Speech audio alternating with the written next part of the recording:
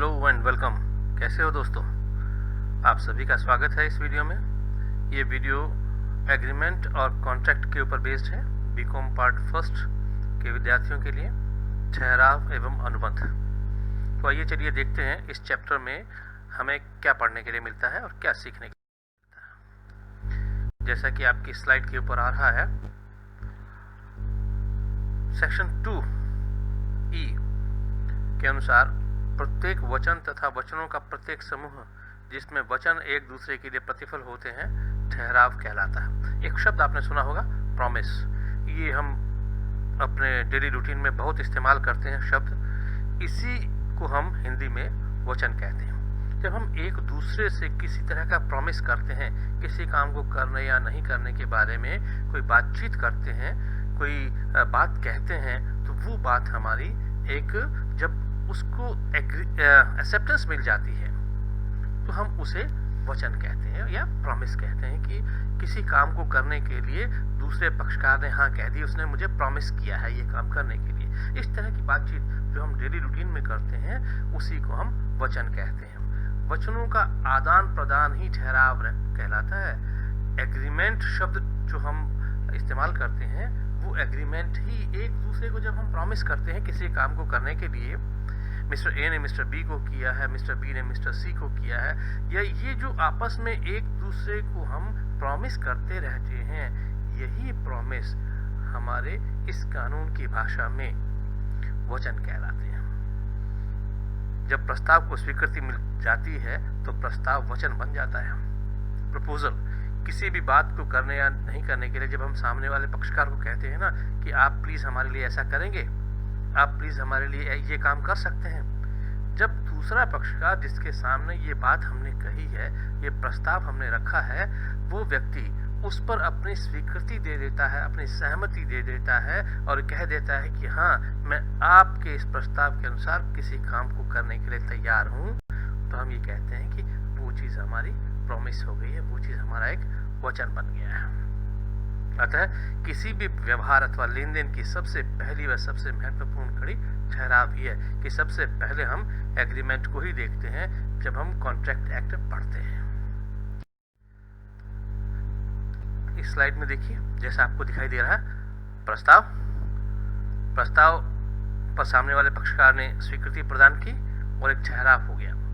एक एग्रीमेंट जो दोनों पक्षकारों के बीच होता है, वो प्रपोजल को जब एक्सेप्टेंस मिल जाती है तभी हम कहते हैं कि वो एग्रीमेंट हो गया। जैसे नीचे एक एग्जांपल आपको दिखाई दे रहा है, I wish to buy your car in 1 lakh rupees. पहला व्यक्ति कह रहा है कि मैं आपकी कार आपसे 1 लाख रुपए में खरीदने को तैयार हूँ, क्या आप मुझे बेचेंगे?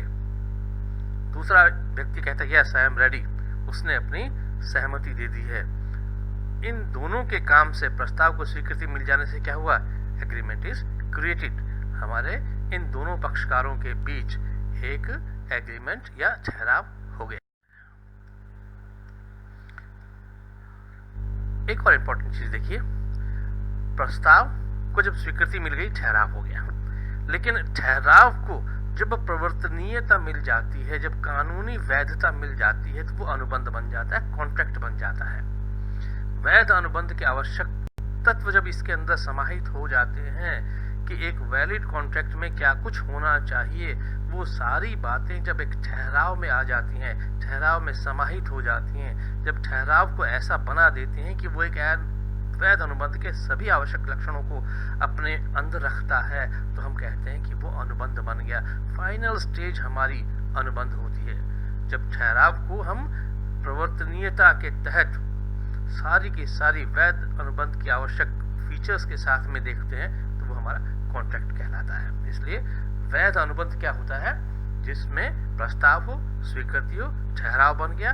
ठहराव में वैध अनुबंध के सारे एलिमेंट्स अगर होंगे तो वो प्रवर्तनीयता कहलाएगी। कानून के द्वारा लागू किए जाने की स्थिति को हम प्रवर्तनीयता कहते हैं, एनफोर्सेबिलिटी, कि इसे हम लागू करवा सकते हैं। यदि कोई एक पक्षकार किसी कार्य को करने या न करने के सहमति देने के उपरांत मना कर देता है, तो कानून के माध्यम से हम कैसे उसे वो कार्य करवा पाएंगे? वो अनुबंध अगर बन जाता है तो हम उसे बाध्य कर सकते हैं। अब हम ये देखते हैं कि एक वैध अनुबंध में क्या क्या होना चाहिए। कौन कौन से ऐसे आवश्यक तत्व हैं जो एक वैध अनुबंध में होने बहुत जरूरी हैं। शुरुआती तौर पर तो हम ये देखते हैं, एक से अधिक पक्षकार, कम से कम 2 पक्षकार आपके पास में होने चाहिए। एक पक्षकार प्रस्ताव करता है, दूसरा पक्षकार उसकी स्वीकृति प्रदान करता है। एक और देखिए एलिमेंट, वैधानिक संबंध स्थापित करने की इच्छा। जब एक पक्षकार प्रस्ताव करता है, दूसरा पक्षकार स्वीकृति प्रदान करता है, तो दोनों पक्षकारों के मध्य उनके मस्तिष्क में वैधानिक संबंध स्थापित करने की इच्छा का होना बहुत आवश्यक है। यदि वो शुरू से ही वैधानिक रूप से संबंध स्थापित करने की इच्छा रखते हैं तो ही हमारा अनुबंध वैध हो पाएगा। यदि वो मन से, उनके दिमाग में शुरुआत में ही है कि हमें किसी तरह से एक वैधानिक संबंध स्थापित करना ही नहीं है, प्रस्ताव और स्वीकृति तो यूं ही की जा रही है, तो हम इसको लेकर वैध अनुबंध का निर्माण नहीं कर सकते हैं। इसलिए वैध अनुबंध में वैधानिक संबंध स्थापित करना, उनके दिमाग में ये बात पहले से क्लियर होनी चाहिए कि अगर हमने ये कार्य नहीं किया तो कानून के माध्यम से भी हमें बाध्य किया जा सकता है ये काम करवाने के लिए। इसलिए कानूनी रूप से संबंध स्थापित हो जाएंगे प्रस्ताव और स्वीकृति करने के पश्चात। यदि हमने ऐसा कार्य नहीं किया तो करना पड़ सकता है, हमें बाध्य किया जा सकता है। एक और, पक्षकारों के अनुबंध करने की क्षमता, कि सभी लोग अनुबंध नहीं कर सकते। कुछ एक लोग ऐसे हैं जो पक्षकार बन सकते हैं किसी अनुबंध का, उनकी कुछ योग्यता होनी आवश्यक है। इसलिए पहली योग्यता है वयस्क, कि वयस्क आयु का होना चाहिए, स्वस्थ मस्तिष्क का होना चाहिए, राष्ट्रीय नियम द्वारा अयोग्य घोषित नहीं होना चाहिए। भारतीय वयस्कता अधिनियम के अनुसार प्रत्येक वह व्यक्ति जो 18 वर्ष की आयु अटेन कर चुका है वो वयस्क कहलाता है, अनुबंध करने की योग्यता रखता है। ऐसा प्रत्येक व्यक्ति जो स्वस्थ मस्तिष्क का है, अनुबंध करने के समय अनुबंध के से होने वाले हितों पर पड़ने वाले प्रभावों को समझता है, अनुबंध के हर तरह की स्थिति को समझने की योग्यता रखता है, तो उसे हम स्वस्थ मस्तिष्क का व्यक्ति कहते हैं। ऐसा कोई भी व्यक्ति जो उस पर लागू होने वाले राजनियम द्वारा पक्षकारों के अनुबंध करने की योग्यता उससे हटा ली जाती है, वो योग्य नहीं रहता है, उसे अयोग्य घोषित कर दिया जाता है, तो भी हम उसे अनुबंध करने की क्षमता उसके पास में नहीं मानते हैं। तो ये 3 योग्यताएं हैं जिसको लेकर कोई व्यक्ति अनुबंध कर सकता है। एक और इम्पोर्टेंट फीचर है हमारे वैध अनुबंध का, जिसे कहते हैं हम स्वतंत्र सहमति। इन सभी के ऊपर हम एक एक चैप्टर अलग से आगे डिटेल से देखेंगे आगे वाले वीडियोस में, लेकिन थोड़ा देखिए कि पहले तो सहमति होनी चाहिए। दोनों पक्षकार एक ही बात को लेकर एक ही भाव से सहमत होने चाहिए। तत्पश्चात ये भी देखना बहुत जरूरी है कि ये जो सहमति दी जा रही है, प्रस्ताव के ऊपर जो स्वीकृति दी जा रही है, वो स्वीकृति नीचे जो लिखी हुई चीजें हैं, उत्पीड़न, अनुचित प्रभाव, कपट, मिथ्या वर्णन, गलती, इन किसी से भी प्रभावित नहीं होनी चाहिए। अगर इनमें से किसी एक से भी वो सहमति अगर प्रभावित है तो वो सहमति स्वतंत्र नहीं कहलाएगी और इस कारण से वैध अनुबंध का निर्माण नहीं हो पाएगा। इसलिए सहमति भी होना बहुत जरूरी है दोनों पक्षकारों के मध्य, और वो सहमति स्वतंत्र होना भी उतना ही आवश्यक है। नेक्स्ट देखिए, वैधानिक प्रतिफल एवं उद्देश्य। आप वो उद्देश्य कौन सा है जिसको लेकर प्रस्ताव कर रहे हैं, स्वीकृति दे रहे हैं, वो प्रस्ताव किया जाना वैधानिक होना चाहिए। जो बदले में प्रतिफल मिलता है वो भी वैधानिक होना चाहिए। कोई अवैध उद्देश्य के लिए, किसी गलत काम के लिए, किसी गलत कार्य के उद्देश्य के लिए यदि आप प्रस्ताव और स्वीकृति करते हैं और उसके कारण से ठहराव का निर्माण होता है तो वो अनुबंध तक नहीं पहुंच पाएगा, क्योंकि वैधानिक उद्देश्य आपका नहीं है। बदले में अगर आप प्रतिफल के रूप में भी कोई अवैध चीज किसी व्यक्ति को देते हैं तो वो भी प्रतिफल वैध नहीं होता। इसलिए किसी एक वैध अनुबंध के निर्माण के लिए वैधानिक प्रतिफल एवं वैधानिक उद्देश्य दोनों का होना अत्यंत आवश्यक है। अनुबंध में निश्चितता होनी चाहिए। अनिश्चित कोई भी बात नहीं होनी चाहिए। हर चीज प्रस्ताव के बारे में, हर चीज स्वीकृति के बारे में निश्चित होनी चाहिए। कोई भी बात जिसके संभवतः एक से अधिक अर्थ निकलते हो या कोई एक सही अर्थ निकालना मुश्किल हो रहा हो तो उसे हम प्रस्ताव में कहीं कमी मानते हैं और जिसके कारण से केवल ठहराव तक का निर्माण होता है, अनुबंध नहीं बन पाता। निष्पादन की संभवता। प्रस्ताव और स्वीकृति किसी ऐसे कार्य को लेकर होनी चाहिए, ठहराव किसी ऐसे काम के बारे में होना चाहिए जिसको पूरा किया जा सके।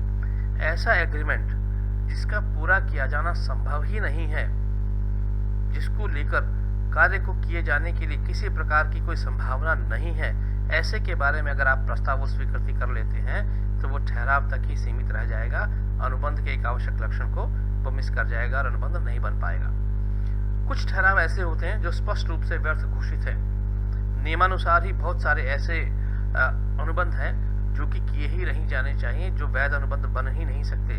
जैसे बाजी का ठहराव है, सट्टे का ठहराव है, किसी एक अवयस्क के साथ किया गया कोई भी ठहराव व्यर्थ घोषित होता है। तो कुछ ऐसे कैटेगरी है हमारे पास में जो स्पष्ट रूप से पहले से ही कानून ने बता दी है कि ये ठहराव अनुबंध नहीं बन पाएगा। अगली स्लाइड में देखने की कोशिश करते हैं कि अनुबंध कितने प्रकार के होते हैं। 2-3 अलग अलग आधारों पर हम इसको देखने की कोशिश करेंगे।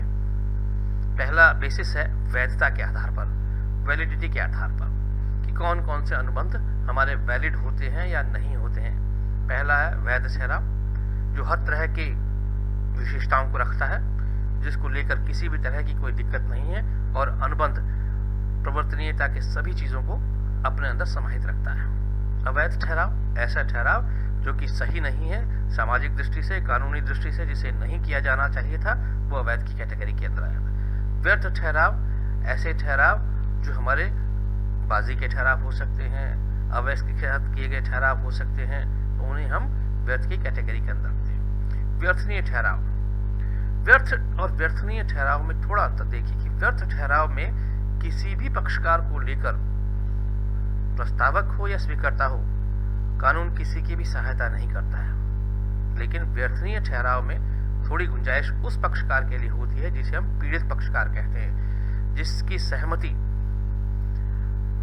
किसी दबाव के कारण से ले ली गई है, कपट के कारण से ले ली गई है, मिथ्या वर्णन के कारण से ले ली है, या किसी तरीके से उसे डरा कर धमका कर उसकी सहमति ले ली है, तो उस व्यक्ति को हम ऐसी इजाजत देते हैं कि वो प्रार्थना लेकर कानून के समक्ष जा पाए, तो वो कैटेगरी हमारी व्यर्थनीय ठहराव या एग्रीमेंट कहलाती है। अप्रवर्तनीय अनुबंध ऐसे अनुबंधों की कैटेगरी है जहां पर बाकी सारी चीजें तो सही हैं, लेकिन कुछ तकनीकी कमी रह गई है, उसके लिखने में कोई कमी रह गई, स्टाम्प ड्यूटी की कोई कमी रह गई है स्टाम्प एक्ट के अनुसार, तो कुछ तकनीकी कमी के कारण से उसे पूरा नहीं करवाया जा सकता है, तो वो ऐसे जितने भी अनुबंध हैं वो अप्रवर्तनीय अनुबंध कहलाते हैं। दूसरा आधार देखिए निर्माण के आधार पर कि हम अनुबंध को बनाते कैसे हैं। पहला है स्पष्ट अनुबंध,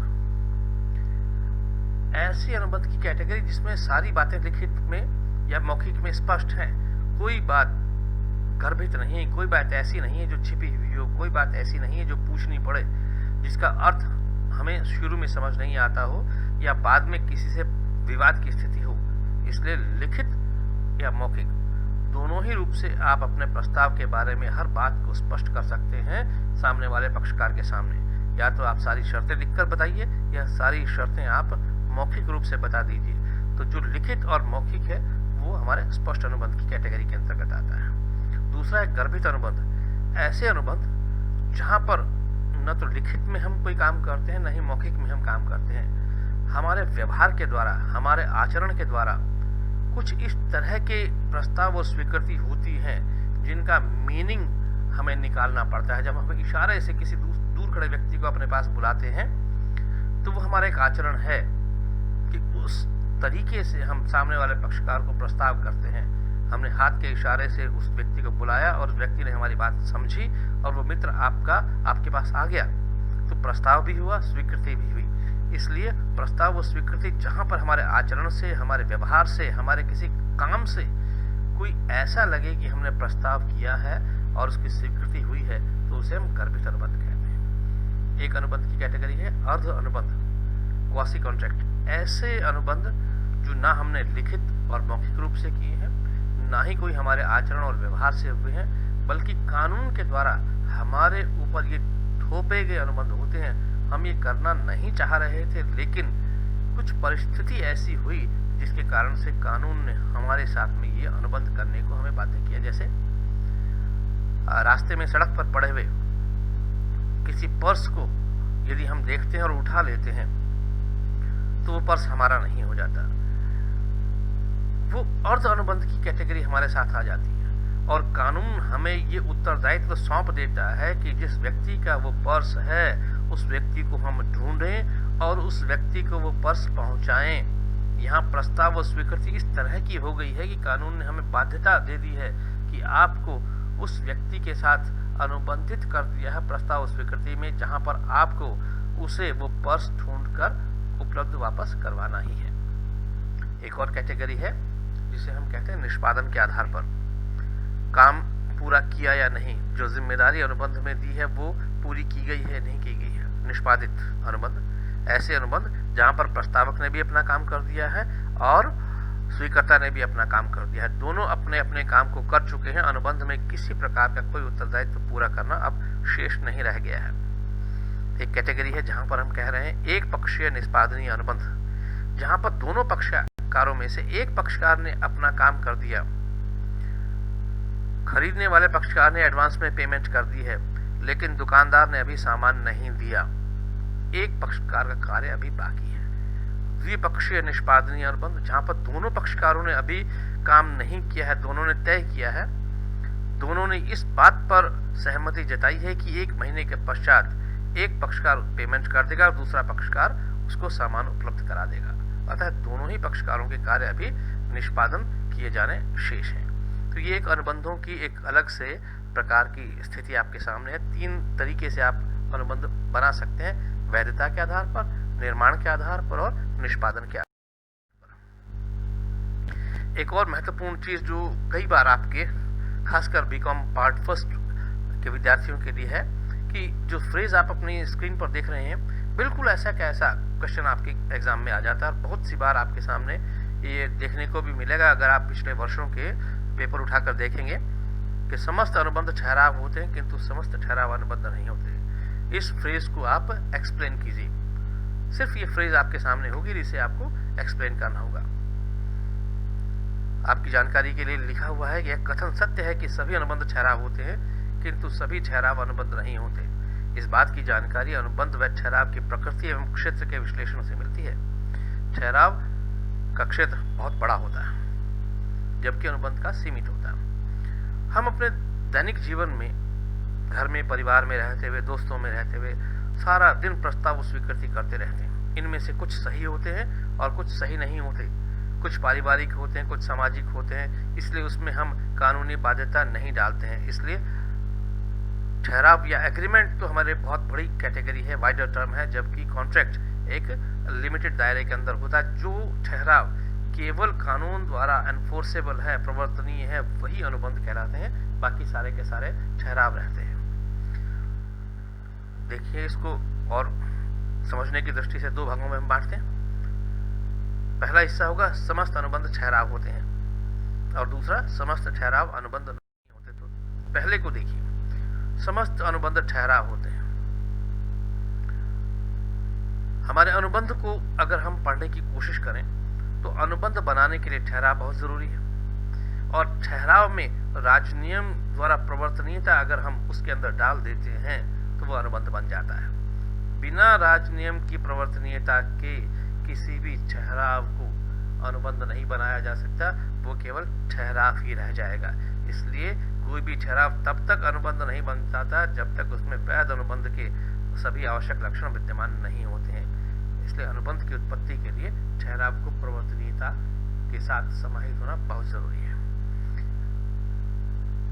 ये कह रहे हैं, यह कहना उचित होगा कि ठहराव के लिए प्रस्ताव एवं स्वीकृति आवश्यक है, उसके पश्चात वैधानिकता का समावेश होना चाहिए, तभी अनुबंध बनेगा। इसके लिए किसी भी अनुबंध के लिए सबसे पहले ठहराव का होना ही है, बिना ठहराव के अनुबंध संभव नहीं है। अतः हम कह सकते हैं कि सभी अनुबंध ठहराव होते हैं। फाइनल स्टेज हमारी जब अनुबंध है उससे पहले हमारा ठहराव होता है, ठहराव से पहले प्रस्ताव स्वीकृति होती है। इसलिए हमारा फाइनल स्टेज अनुबंध तक पहुंचने के लिए प्रत्येक अनुबंध को ठहराव तो होना ही होगा।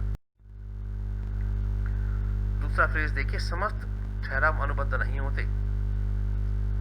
ठहराव तो बहुत सारे होते हैं लेकिन उनमें से कुछ एक ही अनुबंध तक पहुंच पाते हैं क्योंकि सभी ठहराव प्रवर्तनीय नहीं होते।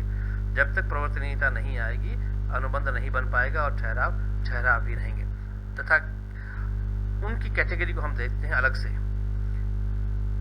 बहुत सारे आपकी स्क्रीन पर दिखाई दे रहे हैं घरेलू एवं पारिवारिक ठहराव, सामाजिक ठहराव, राजनैतिक, व्यापारिक ठहराव, जिनका उद्देश्य वैधानिक संबंध स्थापित करना ही नहीं है। शुरू से ही जानते हैं कि हमें वैधानिक संबंध स्थापित नहीं करना, अनुबंध करने की क्षमता नहीं रखने वाले व्यक्तियों का ठहराव, स्वतंत्र सहमति के अभाव में किए गए ठहराव, बिना प्रतिफल के ठहराव, ये बहुत सारी ऐसी कैटेगरी है जो कि केवल ठहराव से रिलेटेड है। इनको लेकर आप कोई अनुबंध नहीं बना सकते। इनमें से किसी भी एक चीज को लेंगे तो उसमें प्रवर्तनीयता की कहीं ना कहीं कमी होगी। कुछ ऐसे भी हैं जैसे कि विवाह में रुकावट डालने के ठहराव है, व्यापार में रुकावट डालने के ठहराव है, बाजी के ठहराव, अनिश्चित ठहराव, ये सारे के सारे वो ठहराव हैं जो स्पष्ट रूप से व्यर्थ घोषित की कैटेगरी के अंतर्गत शामिल किए जाते हैं। तो ये सारे के सारे वो ठहराव हैं जिन ठहरावों को प्रवर्तनीय नहीं कराया जा सकता, जिसके कारण से उसमें एक कमी रह जाती है और वो ठहराव ही रहते हैं, अनुबंध नहीं बन पाते। घरेलू और पारिवारिक ठहराव को समझने के लिए एक केस है जो कि बेल्फोर वर्सेस बेल्फोर का है। थोड़ा ध्यान से समझने की कोशिश करें क्योंकि कई बार एग्जाम में यही केस आ जाता है और ये कहा जाता है कि इस केस की डिटेल को समझाने की कोशिश कीजिए या संक्षेप में केस की व्याख्या कीजिए। बेल्फोर वर्सेस बेल्फोर एक पति पत्नी का केस है। मिस्टर बेल्फोर इंग्लैंड के निवासी थे और श्रीलंका में नौकरी करते थे। छुट्टियों में वे अपनी पत्नी के साथ इंग्लैंड चले गए। वापसी के समय श्रीमती बेल्फोर अस्वस्थ हो गई। श्री बेल्फोर अकेले ही श्रीलंका नौकरी पर आ गए, परंतु उन्होंने आते समय अपनी पत्नी से प्रतिमाह 30 पाउंड राशि खर्च के लिए देने का वादा किया, जिसे उन्होंने स्वीकार कर लिया उनकी पत्नी ने। कुछ समय तो दोनों पति पत्नी के बीच संबंध ठीक रहे और कुछ समय पश्चात दोनों के बीच विवाद हो गया। विवाद होने के कारण मिस्टर बेल्फोर ने उस राशि का भुगतान करना बंद कर दिया। बाद में विवाद जब ज्यादा बढ़ गया दोनों के बीच तो दोनों के मध्य तलाक हो गया। मिसेस बेल्फोर ने कोर्ट में अर्जी दायर की कि मेरे साथ इस तरह का एक अनुबंध किया गया था जिसमें मिस्टर बेल्फोर मुझे 30 पाउंड प्रति माह देने के वादा किया था, किंतु वो दे नहीं रहे, कृपया मुझे बकाया राशि भी दिलवाई जाए। कोर्ट ने यह निर्णय दिया कि पक्षकारों का उद्देश्य वैधानिक संबंध स्थापित करना नहीं था। दोनों ने जब प्रस्ताव और स्वीकृति की, जब श्री बेल्फोर ने अपनी पत्नी को 30 पाउंड प्रतिमाह देने का वादा किया, उस समय दोनों के ही दिमाग में ये बात नहीं थी कि अगर मैंने नहीं दिया तो ये मुझ पर केस करेंगी, या उनकी पत्नी के दिमाग में भी ये बात नहीं थी कि अगर इन्होंने नहीं दिया तो मैं इनके ऊपर केस दायर कर दूंगी। जब तक दोनों के मस्तिष्क में वैधानिक संबंध स्थापित करना नहीं हो तब तक ये ठहराव ही रहेगा। एक वैध अनुबंध के आवश्यक लक्षण की कमी थी क्योंकि एक पारिवारिक ठहराव है। परिवार के सदस्य जब आपस में प्रस्ताव और स्वीकृति करते हैं तो कभी भी उनके मस्तिष्क में ये बात नहीं होती है कि हम वैधानिक तौर पर एक दूसरे के साथ में प्रस्ताव और स्वीकृति कर रहे हैं और दोनों में से अगर किसी एक ने भी कार्य पूरा नहीं किया तो उसके विरुद्ध कानूनी कार्रवाई करेंगे। जब ऐसा नहीं सोचा जाता है परिवार के सदस्यों के बीच तो कोर्ट ने यही निर्णय दिया कि दोनों के मध्य वैध अनुबंध का एक आवश्यक लक्षण मिसिंग है, नहीं है, जिस कारण से ये प्रस्ताव और स्वीकृति ठहराव तक तो जाती है लेकिन अनुबंध नहीं बनता और मिस्टर बेल्फोर ये पैसा देने के लिए बाध्य नहीं है। ये वीडियो देखने के लिए आप सभी का धन्यवाद।